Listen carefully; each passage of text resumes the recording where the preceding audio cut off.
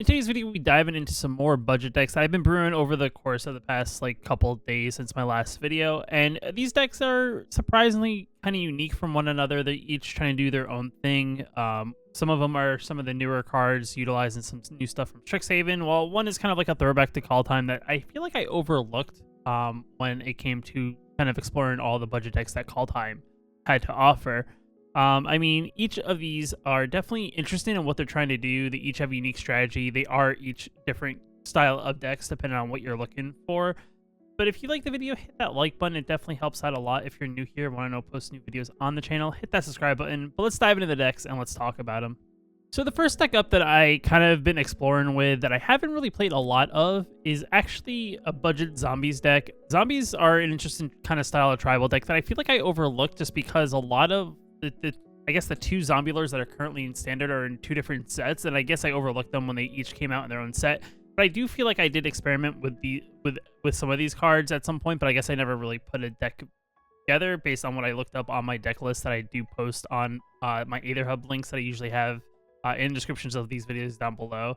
And this deck is fairly interesting. It's fairly budget friendly, as coming in at I think only 4 rares. I do think there's a deck in today's video that does actually have more than the 4 rares I usually try to strive for, but what it's trying to do is actually pretty simple and self-explanatory for the most part. As you can see here, we're mostly on the black side for when it comes to playing black cards, with really the splash of blue just for a couple of things. We got Nefari, the Betrayer, the King, which is kind of like our zombie wizard lord guy, who gives other snow creatures and zombies we control +1/+1, so definitely a good boost to that. And he does have an ability that we can actually pay 3 snow mana and return him from our graveyard to the battlefield tapped. So he does have a pretty unique way to get back on the battlefield if he does get removed. Now, the other zombie lord is going to be Liliana's Devotee. He's from M21. Zombies we control get +1/+0, and at the beginning of our end step, if a creature died this turn, we may pay 2 mana if we do create a 2/2 black zombie creature token. And this is actually pretty good because it's not actually... It's when a creature died. This turn is always a good way. So... definitely a good way to kind of replace it, even a zombie token when a zombie token dies if you have the open mana. And depending on how many you have out, because he is not legendary, you can have as many out as you want. You could actually have this trigger multiple times. And that's also pretty good because it kind of keeps our board full and, you know, helps us out in the long run. But going over the deck as a whole, kind of talk about the other cards in the deck. We first start off in our 1-drop slot being Falmir Knight. He's kind of really the only zombie 1-drop that I think is currently in standard that's on that budget side. I don't think there really is anything else that kind of fits into this kind of lore of the deck. But essentially, he's pretty good just because he's a 1/1 with Death Touch, which is definitely pretty good because it slows down what your opponent's doing. And his ability is we can actually pay his adventure side at some point. If we draw him later in the game, we can always draw a card and lose a life in the process. But definitely good to have as a backup plan, just because for the most part, our draw is very limited, except for the, you know, Behold the Multiverse that we are playing in the deck. But, you know, having this ability to kind of draw a card, you know, at instant speed is always a good benefit. Then we got Ghastly Gloom Hunter. It's a 2 mana 1/1 flyer lifelinker, which is not super impressive. But the idea here is if we do draw him later in the game, we have open mana. We can pay the kicker cost, which essentially is cast at the same time he comes into the battlefield for 4 additional mana. And if he was kicked, he comes into the battlefield with 2 +1/+1 counters on it. So now having a 3/3 with lifelink and Death Touch is definitely very good, and definitely to our benefit of us maybe trying to, in the later game, fly over and get that extra points of damage while also gaining life in the process. That is also pretty good to have. But even a 2 mana 2/2 or 2 mana 1/1 lifelinker is not bad to have. And if we start getting some of our zombie lords out, he can get pumped up and start getting big chunks of life at a point.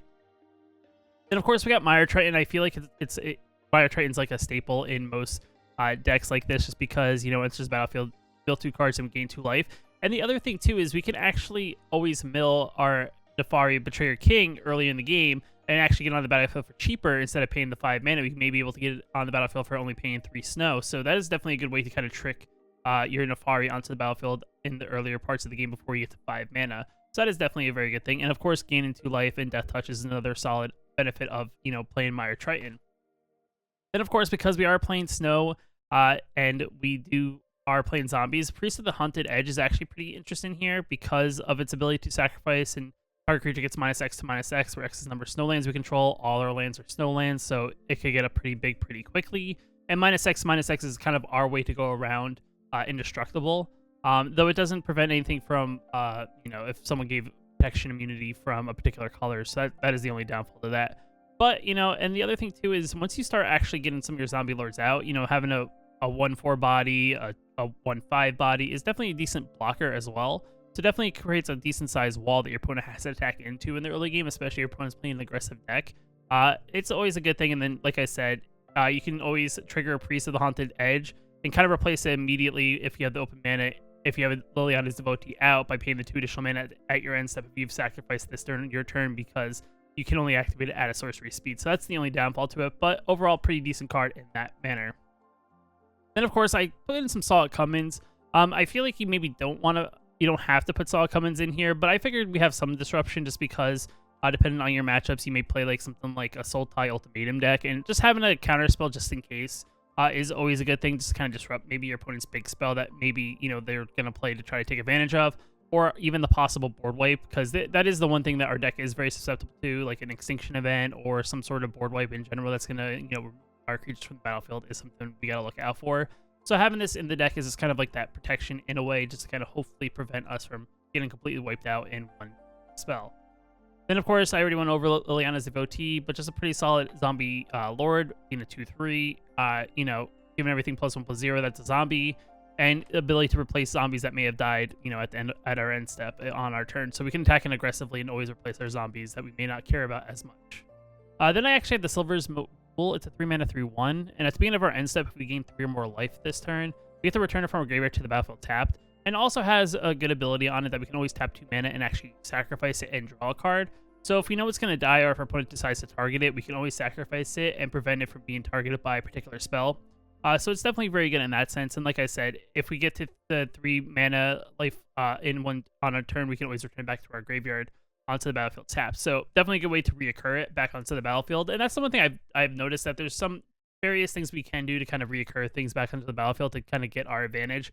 So that is always good as well. And of course, we have 2 copies of Murderous Rider.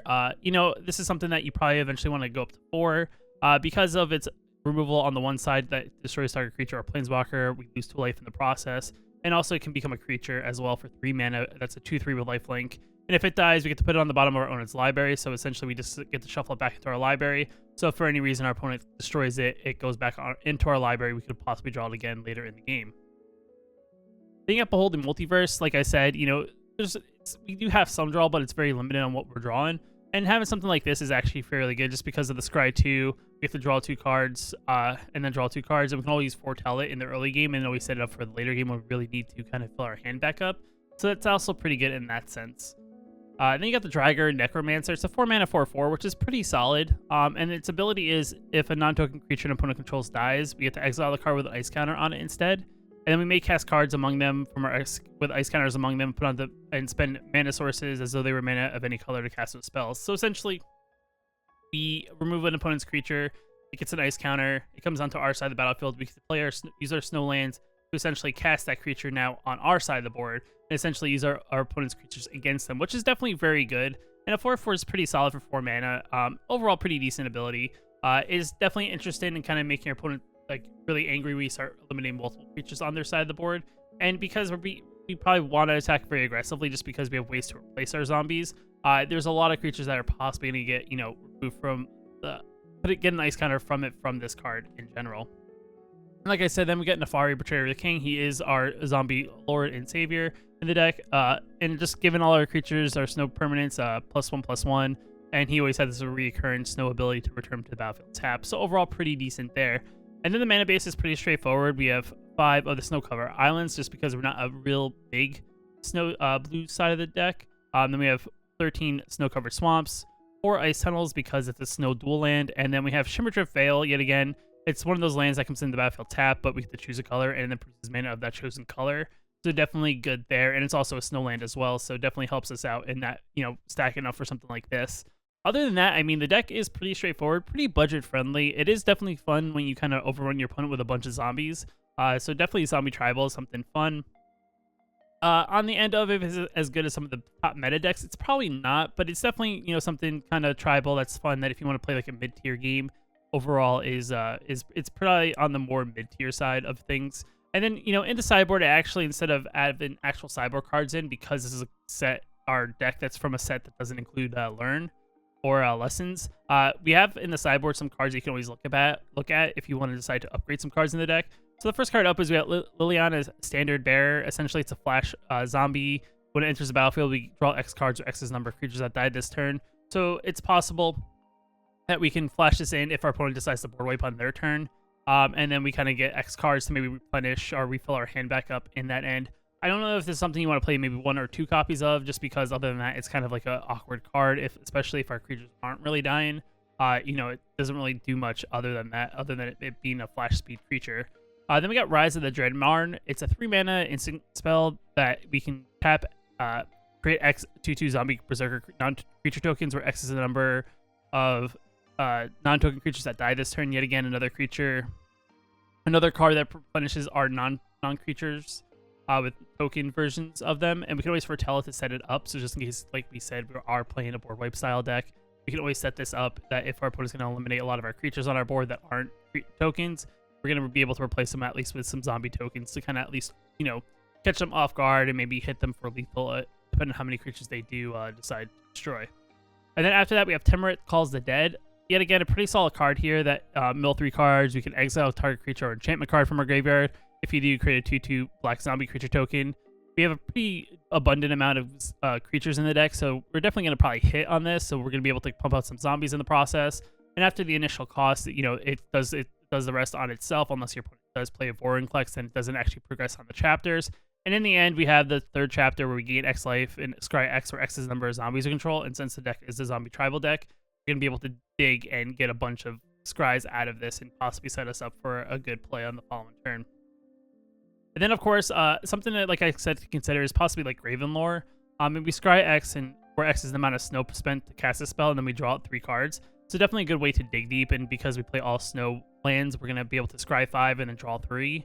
And it's one of those things that could replace maybe like Behold the Multiverse if that's where you're feeling. Both cards are pretty effective in what they do. One can foretell, and then this one costs 5. So it depends on what you want to do, is the way you want to go. And of course, the last card that you could possibly add into the deck is Blood on the Snow. It's a 6-mana destroy all creatures or destroy all planeswalkers. And you return a creature or planeswalker with a mana cost value of X or less from your graveyard to the battlefield. And X is the amount of snow that was spent to cast that spell. So definitely a good way to kind of reoccur something back from the battlefield, especially if your opponent's overwhelming.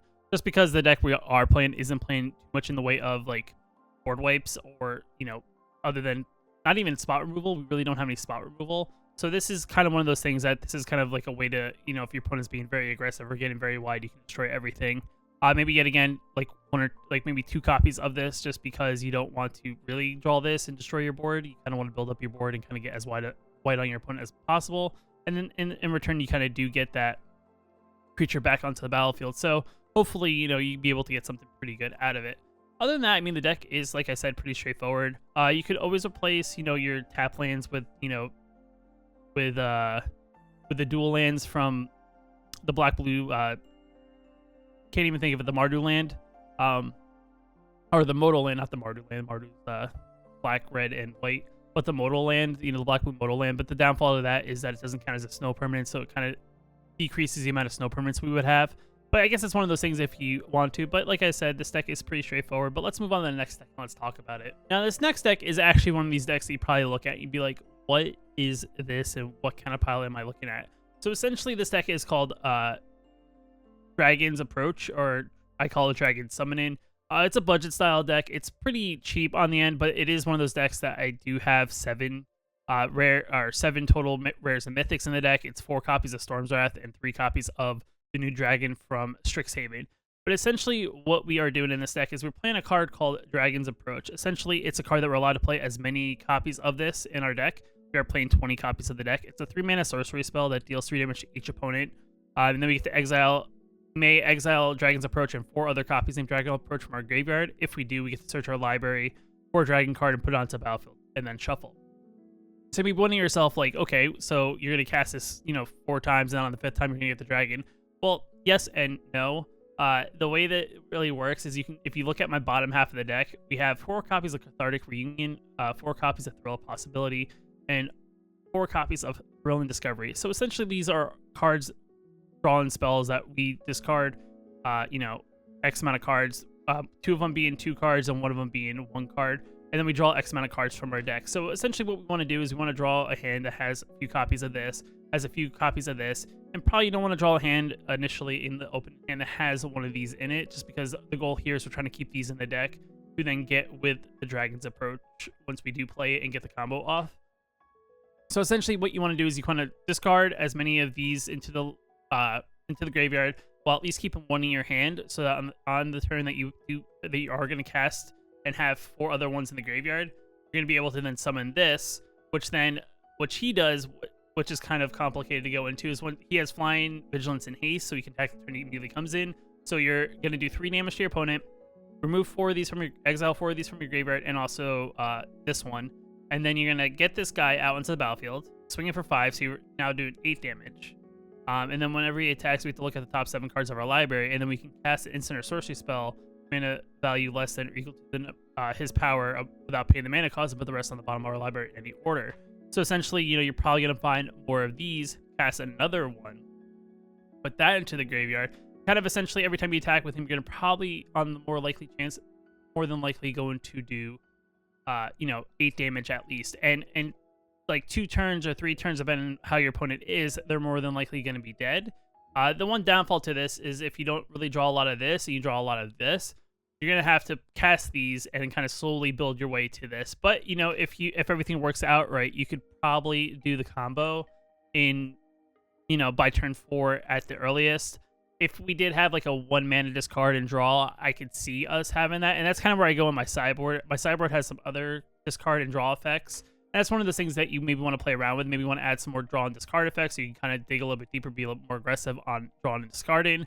But overall, the deck has, a few different things. And because this is a deck that kind of is a mixture of Strixhaven and some other stuff, we're not really playing any lessons in the deck. So those things are not going to be in our sideboard. So these are cards that kind of my suggestions to like add in if you want to look for more discard and draw options, as well as a few rares in here if you want to maybe add them in the deck, if you want to build up that deck to maybe be a little bit more on the aggressive side and what it's doing. But, the first card is from Strixhaven. It's kind of like one of the rares, but he is Plarg, the Dean of the Chaos. We're not really worried about the white half because the white half doesn't really help us in that way, just because the only creature in our deck has vigilance anyway, and that effect is not really going to matter. But the Plarg is actually pretty interesting here because he's a 2 mana 2/2. We can tap him, we can discard a card and then draw a card, so he has a way to kind of just have it built-in discard and draw effect. And then we can tap 5, we can reveal cards from the top of our library into a reveal non-legendary non-land card with a credit mana cost of 3 or less. Then we can cast that card without paying its mana cost and put all the revealed cards on the bottom of our library in any random order. So essentially, he has a 5 mana. We can play one of the spells from our deck, one of the Dragon's Approach, if we don't have one in our hand, and possibly even start the combo that way at turn 5. So just another way to possibly play out the combo. Yet again, this is something I probably only want to play maybe 1 or 2 of, or maybe just 2 of, maybe not 4 copies just because he's legendary. And 2, we don't want to, cut down on Dragon's Approaches because that is kind of the way that makes the deck work. And then as for a couple of discarding cards and drawing cards, we have Tormented Voice. It's a 2 mana as additional cost to cast a spell. You discard a card. So it's kind of a little bit of a slower thrill possibility, which is instant speed, discard a card and draw 2 cards. So if you want to add in more, this is another possibility. It is standard legal. I just pulled the one from Amonkhet, but there's a standard version, I think, from either Zendikar Rising or Call Time, or maybe even Ikoria. It's one of those sets, but there's a version of this that's standard legal. Then you got Merchant of the Veil. This is kind of like this is kind of the only card I think that's a 1 mana discard a card and draw a card effect. So if you want that turn 1 possible draw and discard a card, you could play this, and then in the later game on turn 3, you can play him and then have a 3 mana discard a card and draw a card effect as well. Seize the Spoils is another interesting one. It's from Call Time. As additional cost to cast a spell, you discard a card, you can draw 2 cards and create a treasure. So a way to kind of discard 2 cards, get a mana source out of it, and also get 2 cards out of it. So definitely not a bad one, but yet again, it's sorcery speed. So it's up to you if you want some slower discard and draw effects. Valakut Awakening is kind of one of those cards you probably want to upgrade into, just because the problem with the deck is that sometimes you do draw your dragon, which you don't want to draw, and you kind of want to have him in the library, so when Dragon's Approach does go off, you have multiple copies just in case one does die. But Valakut allows you to put any number of cards from your hand on the bottom of your library, and we get to draw that many cards plus 1. So it's a 3 mana, draw X amount of cards depending on what you do here, and it helps you get things that you don't want in your hand into your library, and then you have to replace them in your hand and get 1 additional card on top of it. So definitely a pretty good card there. You have the Flurry Clamp Snarl. It's a, the Snarl land if you want to add that. So you have a white and or a red mana source. And because the deck plays so many basics, you're more than likely going to have a basic in your hand, so it doesn't go to battlefield tap. If not, it comes in battlefield tap, but it produces the white and red mana that the deck does require. Illuminate History is another interesting one. This one's actually pretty interesting just in the fact that, yes, it's a lesson, but we're not playing any spells that have Learn. So this is actually a lesson, but you can also play in the main board. It doesn't have to be in the sideboard. But this one has discard any number of cards and then draw that many cards. Then if there are 7 more cards in your graveyard, we get to create a 3/2 red-white spirit token. So this is definitely a good way to kind of, get more than maybe 2 cards into the graveyard at one time. If you have like 4 copies of Dragon's Approach in your hand, you draw this, you get to discard all 4 and then draw 4 more cards. And depending on how many other cards in your graveyard, you could also then get a 3/2 out of it. So definitely not bad. It's definitely a good way to kind of empty your hand as quickly as possible in the later turns when you're starting to maybe really want to get the combo off before your opponent maybe gets their value out. And then we have Fervent Mastery. It's another card that's very interesting. It's a 5 mana sorcery. We can pay 4 instead of paying its actual cost. If 4 was paid instead, your opponent discards any number of cards and then draws that many cards. So that's the one downfall. But the benefit is if we do pay 4, we get to search our library for up to 3 cards, put them into your hand, and then shuffle and then discard 3 cards at random. So the interesting idea here is we could always, get more copies of Dragon's Approach from our library and have a high chance of possibly discarding them if we want to try to get as many copies in the graveyard at one time. So definitely good in that sense. And like I said, the thing is we can always wait the 1 additional turn and pay the 5 mana. But if we really want to be aggressive, we can always pay this on turn 4 and try to do this effect and try to capitalize on the opportunity. Yet again, it's one of those things that you can kind of judge it. Maybe this is not one of those things you want many copies of. Yet again, you kind of want to draw it occasionally, but you don't want to draw it all the time. But it is one of those things. You got Acts of Agonis. It's kind of one of those things that if you want something to kind of counteract like things like rogues and stuff like that, this is a pretty good card because for either 5 mana or 2 escape, you can enters the battlefield. We have to discard our hand and then we draw 3 cards. So if you have a bunch of Dragon's Approaches, it's just a good way to empty your whole hand, draw 3 new cards, possibly draw more Dragon's Approaches. And, it's just a good way to kind of reset what you're doing. And then on top of it, we can always escape it in the later game, especially, like I said, against rogues. And then we get exile 8 other cards from our graveyard that hopefully aren't our Dragon's Approaches. And we come back into the battlefield a +1/+1 counter on it. So definitely a good way to kind of, if possibly your, Lorehold Dragons have died, is just another way to possibly have another way to win. Because the one downfall is if these end up all dying or somehow getting removed from your library, other than burning your opponent out with Dragon's Approach, there's really not much else in the way of, us winning here. And the one thing I forgot to mention that I didn't really mention is that we have Storm's Wrath in here, and I do think the reason why is because we're trying to do our own thing, and our opponent may be able to build up a board against us, especially if they're playing an aggressive deck. This is kind of our way to kind of get a free board wipe, and this is like really Red's only other board wipe that's out there. I think there is a new one from Strixhaven, but you have to exile a spell, and most of our other spells that are in the deck are 3 or 2 mana, so it's not going to be a lot. And 4 damage to each creature in Planeswalker is definitely pretty good because that does get rid of a lot of those aggressive style decks like your mono whites and a lot of your mono red stuff. So it's definitely one of those things that's definitely good to have to kind of maybe set up for your turn where you do go off of the Lorehold Dragon. The other thing too is you can always reveal one of these as you attack with the Lorehold Dragon, so you could actually wipe the board in the process of attacking in the air. So definitely a good way there. And then like I said, the deck isn't super expensive. So we are playing just, 21 lands. You could probably play 20, but 21 lands is where we're going with, just on that, and maybe be a little bit more aggressive. So overall, it's a very interesting deck. I do think it's one of those decks that are very fickle, but when it does work, it's kind of funny to see it work and probably think you're watching your opponent rage on the other side of the monitor, just because they're like, I just got dragon comboed in a way. And if this is kind of your style of deck, I mean, I would give it a play and just kind of see how you like it. And like I said, as much as it's not, 4 rares and mythics, it's only 7. So it's not much more expensive in that way, but definitely, like I said, interesting deck. Now, this last deck is a deck that I've kind of seen versions of this kind of going around, and it kind of inspired me to kind of make my own budget version of it, just because I do feel like there are people who probably want to play this deck and kind of want to experience it for themselves. But essentially, this is a budget mono white spells deck. So essentially, what we are playing in the deck is a lot of cards that are super cheap, in the sense of most of them aren't super expensive on their cost. But the idea here is we're playing a couple different cards that take benefit of us playing instants and sorceries, as well as playing multiple spells on the same turn. So the way the deck works is that we're playing cards like Cleaver of the Luminancer, which is a 0/1 with Magecraft. We are playing cards like not Beam of Defiance. We are playing cards like Clarion Spirit, which whenever we play our second spell each turn, we get to create a 1/1 white spirit token creature with flying. And then we're playing Eager First Year, which essentially is another card that whenever we cast into a sorcery, it gets +1/+0 at the end of turn. So essentially, these cards take benefit of us playing instants and sorceries and playing multiple spells on the same turn. So in turn, what we're trying to do is have a bunch of these cards that we're going to be able to play to kind of, benefit us from playing Magecraft and things like that. And of course, this deck does play lessons in the sideboard, so we do have cards with Learn. So we do have a sideboard here. These are cards that definitely help out the deck for the lessons. And these are cards that, one, it's a rare lesson that you can always upgrade some of your lessons depending on what you want to do, and then a rare card that you can probably always bring in the deck later as you build that up if you want something that's maybe a little bit more aggressive. But overall, the deck is pretty straightforward. The one card we have in here to kind of break, I would say, or take advantage of this Magecraft thing is actually Bavinda, Student's Advocate. It's a 3-mana 2/3 flyer for 0 mana, which is definitely very weird. I guess they want to make you have some sort of activation. We can cast target instant or sorcery card from our graveyard this turn. If the spell doesn't target a creature control, it costs 8 more to cast this way.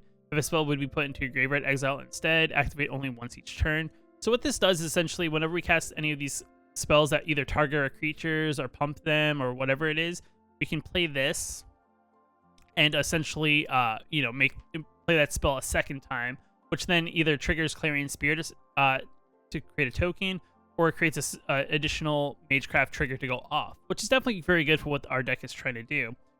So like I said, the deck is consisted of a few different, cards to take advantage of this. We do have All Seeds of Life Bounty for some sort of protection. I do think this is okay. You could always play other things if you don't want to play this. Maybe play more spells and be aggressive in that way. But I do have All Seeds of Life Bounty just because I do think it's a good way to give a creature protection outside of a spell.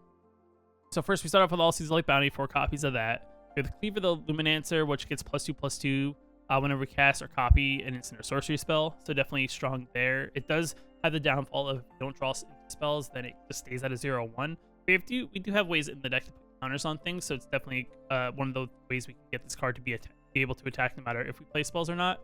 Then we have Defiant Strike, which gives target creature +1/+0, and in our deck, creature that we may target that has Magecraft may become a 3/3, and then all of a sudden it's now even more, and then we get to draw a card, which is definitely very good for the deck. We have Guiding Voice. It's a sorcery spell. It gives +1/+1 counter on target creature, so we can always put on something like a Luminancer. And then we learn, and then we go into our sideboard. We have Beaming Defiance. It's a 2-mana instant speed. Target creature control +2/+2 and gains hexproof. So just another way to kind of maybe counter direct removal by giving the creature that our opponent may be targeting with like an Eliminate or a Heartless Act or something like that. We have a way to give it hexproof, which is always good as well. 4 copies of Clarion Spirit, because once we start going off with our spells, we'll have a bunch of tokens, which will get very wide on our opponent. Either we can use as chump blockers or just attacking aggressively against our opponent. Eager First Year, it's a 2-mana 2/2 with Magecraft, and whenever we copy or cast our, a sorcery spell, it gets +1/+0 until end of turn. Professor of Symbology, it's a 2-mana 2/1, and other than the fact that it comes in the battlefield and learns, that's really about it. I just wanted to give us another way to kind of get into our learn board and actually get stuff onto the battlefield. But I had this in the deck there, so this is one of those cards that doesn't have to be in the deck, but it is definitely good to help us possibly get into one of our learned spells. We got Searchy Shelter. It's it's a modal land from Zendikar Rising. It gives target creature protection from color of our choice at the end of turn, and then we can also, depending on the situation, we always play it as a tap land. We really need more white mana if we're not just drawing mana, because the one thing I would say is you want to have enough mana so you can cast multiple spells. Ideally, you probably want at least 4 mana, just because most of the cards in our deck are 2 mana or less.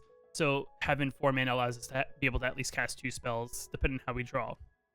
We got Show Confidence. It's another one of these interesting spells that is pretty cool, because whenever we cast a spell, copy it for each other instant or sorcery spell we've cast this turn, and we get to choose new targets for this copy. So we get to put a +1/+1 counter on target creature, and it gains Vigilance.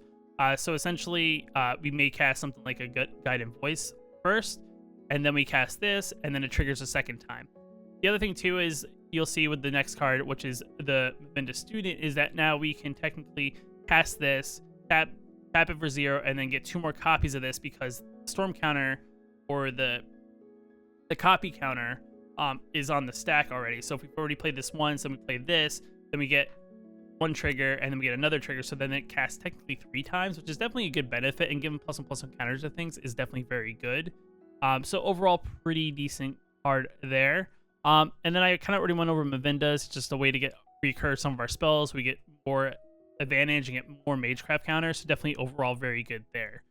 In the sideboard, we do have a learn board. We have Environmental Sciences as a 2-mana lesson that, yet again, it kind of fits into our kind of keeping our curve very low, just because we don't want super expensive spells in the deck, because we want to try to cast as many copies. Us being able to search our library for a basic land card, put into our hand, and also gain 2 life is also very good. Reduced to Memory is just a decent way to exile target non-land permanent, whether it's creature, planeswalker, artifact, enchantment, whatever it is, we can always exile it. Sure, our opponent's going to get a 3/2 red-white spirit token creature, but I do think that's something better to deal with than possibly, exile target non-land permanent from the game, like a Banish and Light, Glass Casket. Someone drops an Embercleave. This is a good way to get rid of Embercleave. Even an Annex. Some of these pain point cards that could definitely get in our way from us just trying to overwhelm our opponent. I do think this is a good card to kind of remove that card from the game. Then we got Expanded Anatomy, which is yet again another great card for this deck because it puts 2 simple counters on target creature. Then that creature also gains Vigilance, so we can attack it aggressively and also keep it back. So definitely good in that sense. And then get Introduction to Annihilation. It's one of those cards that I'm very unsure of. I haven't seen too much of the play, but I guess if you really need another way to exile non-land permanent, you could always add in this card. You can always add in another copy reduced to memory if you don't really want to play Annihilation. So it's up to you kind of where you want to go with that way. And then for our 2 cards, I do think you can always add into the deck depending on how you feel. I have Academic Probation. It's a 2-mana lesson that we get to choose one. We get to choose a non-land card name. Opponents can't cast spells with that chosen name until next turn. So if your opponent's playing something like Sultai Ultimatum, and you feel like they're about to play it the following turn, you can play this. I think your opponent's going to take extra turns. You can say something like, whatever the card name is there. If you think they're going to play a particular, Planeswalker or whatever it is, if you feel like you have an idea of what your opponent's playing, you can always do that. Or you can do the other one, which you can choose target non-land permanent until your end of next turn. It can't attack, block, and its activated abilities can't be activated. So this is actually very good. So you can prevent a creature from attacking. You can prevent a planeswalker from activating its loyalty abilities. You can prevent, I think you technically can prevent an equipment from being able to be reattached to something. A couple different things depending on what the situation is. And then you have the Leonon Lightscribe. It's a 2-mana 2/2 with Magecraft. That's definitely very good. I do think you'd probably want to strive to get the Mavinda because that's a way to take advantage of being able to play multiple spells. So I would say that's probably the priority. If you do have some rare wild cards, you can always cast a Leonon Lightscribe because it has a Magecraft ability. Whenever we cast a copy of spell, creatures we control get +1/+1 to end a turn, so it allows us to be even more aggressive. So if we're creating spirit tokens with the Clarion Spirit and we have our board and very wide and we start popping off with a couple spells, we can be attacking very aggressively because everything's going to get +1/+1 included in itself. So definitely good there. The other thing I can mention that's actually pretty good that I didn't put in the deck is that's always good for like a mono white deck is you could probably do something like, if I can see it real quick, I don't even know where it is. You could probably put something like Speaker of the Heavens in because sure the deck doesn't have too much in the way of lifelink, but having a creature in itself that has vigilance and lifelink is definitely very good there. And if we do end up getting a big creature out, we can always possibly create 4/4 angels, and our opponent, at that point sometimes just gets overwhelmed and just quits the game because they're like, okay, now they're just producing angel tokens. Light of Hope is also another interesting one if you're looking for some more spells, just because one, it gains 4 life, destroys target enchantment, or puts a +1/+1 counter on target creature. Definitely very good there if you don't want to play as many creatures in the deck, if you want to maybe play that over like an all season late bounty. I do think it's trying to find that perfect balance because you want to draw enough things, but you don't want to draw nothing, I guess, because you want to draw a creature, you want to draw spells, but you want to have an even balance of both. So it's one of those things I would say play around based on how you draw. Sometimes, my experience is different than your experience. So it's definitely interesting to kind of, see how you guys always tweak decks. Like I said, all the descriptions for these decks all the deck lists will be in the description down below. So, you can always check out the decks, import them in there, see what you think, play them around. I always like to hear your feedback. If you take a particular deck list and you've tweaked it yourself, I always like hearing, how you've done with the deck. I'm always open to answering any questions that you may have. I know I don't really show too much in the way of gameplay, just for the most part that you guys are interested in the deck list. I figured I'd show you that first. And I do think there's a lot of YouTubers out there that do a lot of, gameplay videos for decks that are similar, if not, maybe the improved versions of these decks. So definitely check it out there. But guys, if you like the video, hit that like button. It definitely helps out a lot. And if you're new here and want to know when I post new videos on the channel, hit that subscribe button. But I'll catch you in the next video.